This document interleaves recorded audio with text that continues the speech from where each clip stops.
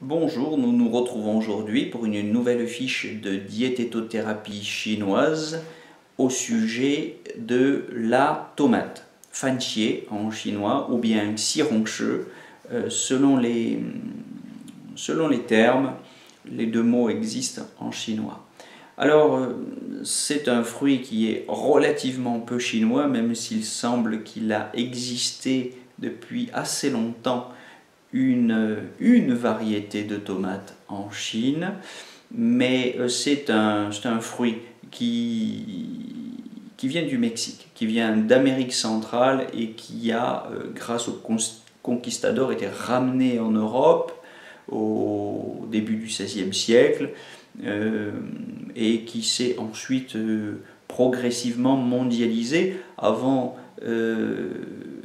ou après plutôt avoir été apprivoisé parce que c'est un fruit qu'on consommait relativement peu, hein. Un fruit légume qu'on consommait relativement peu du fait de sa toxicité supposée, qui n'est pas un mythe. Alors toxicité du fait de la solanine qu'elle contient et qui est présente, hein, particulièrement présente, concentrée dans la tomate verte. Donc j'aurai l'occasion de redire qu'il faut la consommer bien mûre, cette tomate, qu'il ne doit pas subsister de verre dans la tomate si on ne veut pas s'empoisonner. Je faisais aussi allusion à l'instant au fait que c'est un fruit. Je vous rappelle que même si nous avons l'habitude de dire en français courant que la tomate est un légume, c'est en réalité botaniquement un fruit désignant en botanique tout ce qui vient d'une fleur. Et la tomate, comme l'aubergine par exemple, hein, que nous appelons aussi légume, mais qui est en réalité un fruit puisque ça vient d'une fleur.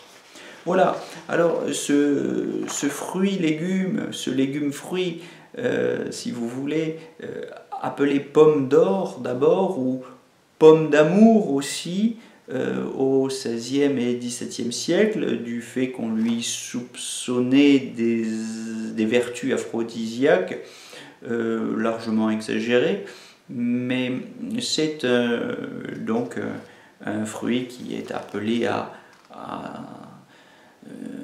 se popularisé, disons, autour du XVIIIe et XIXe siècle et qui devient un aliment cultivé industriellement très récemment au début du XXe siècle, dans les années 20 du XXe siècle très exactement. Bon, voilà pour la petite histoire. Alors, en médecine chinoise, c'est un aliment qui est classé parmi les saveurs douces et acide, hein, il est entre le doux et l'acide, et au niveau de sa nature, c'est un aliment froid, avec des tropismes estomac, foie et poumon. Alors parmi ces actions et indications, eh bien, il faut principalement retenir trois choses. D'abord que c'est un aliment qui clarifie la chaleur et génère les liquides. Donc très intéressant si on souffre de déshydratation avec la fatigue qu'elle induit, si on souffre de soif, d'agitation, de gorge sèche, hein, ou simplement si on souffre de la chaleur estivale. Donc un grand aliment pour toutes les personnes âgées par exemple, hein, qui voudraient s'hydrater en été tout en rafraîchissant l'interne. Deuxièmement, c'est un aliment qui nourrit le yin et rafraîchit le sang. Les biochimistes montrent à quel point la tomate est reminéralisante, très riche en oligo-éléments, vitamines.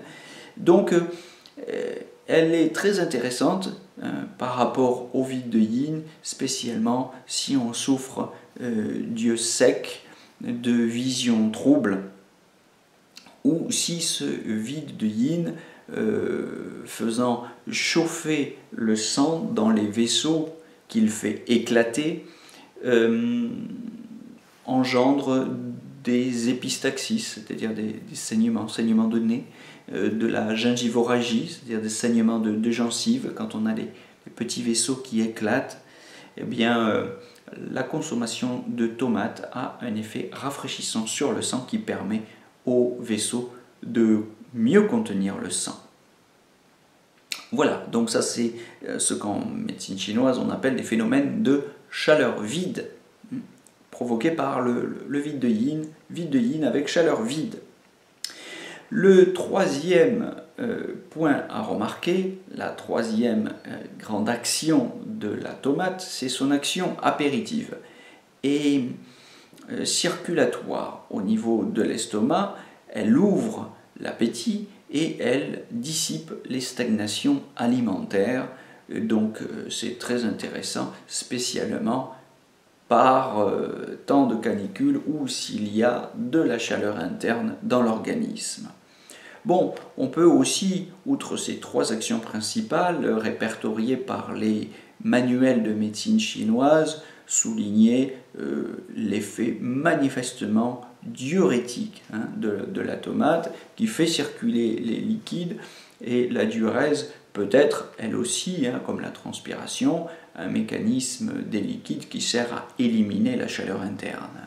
Donc c'est tout à fait cohérent avec l'effet rafraîchissant de la tomate. C'est un grand anticancéreux et, disons-le sans plus attendre, un grand anticancéreux de la prostate, comme la médecine scientifique l'a montré, l'a démontré, à partir d'un élément contenu dans la tomate, mais que vous trouvez aussi par exemple dans le pamplemousse rose, qui est le lycopène.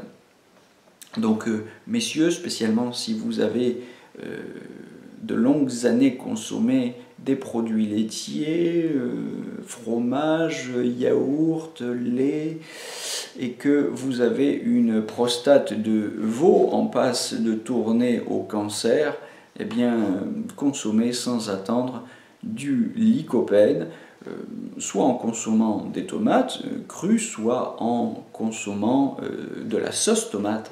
La sauce tomate concentrée contient encore plus de lycopène, évidemment. Voilà, donc un grand produit anticancéreux, hypocalorique, donc très indiqué aussi pour toutes les pathologies cardiovasculaires. Et c'est un aliment intéressant pour lutter contre les cataractes, comme la médecine scientifique l'a aussi démontré, mais c'est peut-être lié effectivement à son tropisme foie, puisque vous savez que le méridien du foie sort à l'œil, et on avait déjà remarqué tout à l'heure que la tomate nourrit le yin, spécialement si vous avez les yeux secs ou des problèmes de vision trouble. Voilà, alors pour la consommation et la posologie, eh bien, vous savez, en été, c'est principalement sous forme de salade, c'est-à-dire crue. On peut la consommer aussi en soupe, comme le font volontiers les Chinois, ou de potage. On peut la consommer grillée ou sautée. Il faut la consommer en quantité suffisante, spécialement l'été. On peut en faire, sinon des monodiètes, du moins des salades où elles sont, je dirais, l'ingrédient principal. Et elles se marient pour avoir cet effet rafraîchissant et régénérant des liquides. Pour lutter contre la déshydratation, elles se marient volontiers avec tous les fruits de saison de l'été, le pamplemousse, le melon ou la pastèque, qui sont eux aussi très régénérants sur le plan des liquides, pour lutter contre la déshydratation. Faites attention d'acheter vos tomates sans tache ni meurtrissure, et comme je le disais tout à l'heure, ne les consommez pas vertes à cause de la solanine que les tomates contiennent et qui est un poison. Ne les consommez pas en boîte, préférez-les bio et nature, et ne les stockez pas au réfrigérateur parce que le froid annule leur saveur, les rend beaucoup plus fades, beaucoup plus insipides.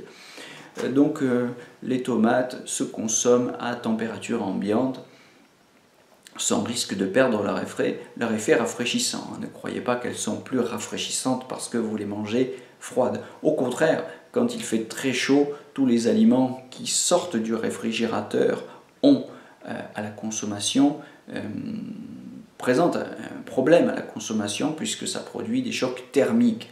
En été, on ne boit pas, par exemple, d'aliments qui sortiraient, un jus de tomate qui sortirait directement du frigo parce que ça produit un choc thermique et les chocs thermiques répétés dans l'estomac finissent aussi par affaiblir l'énergie de la rate estomac et par tuer le feu digestif. Donc consommer les tomates à température ambiante, c'est beaucoup mieux. Les tomates sont, c'est le dernier point que j'évoquerai ici, contre-indiquées en cas de vide de chi de rate et en cas de vide de yang de rate, pour des raisons évidentes. Elles contiennent beaucoup d'eau, vous savez que la rate n'aime pas l'humidité, et elle a un effet rafraîchissant, donc si on souffre de vide de yang, c'est-à-dire que le feu interne, le feu des reins ou surtout le feu digestif est déjà dans les chaussettes, eh bien c'est un mauvais calcul parce que ça va encore aggraver ce vide de yang. Donc on la déconseille aussi, et c'est le dernier point, pour les dysménorrhées. Voilà.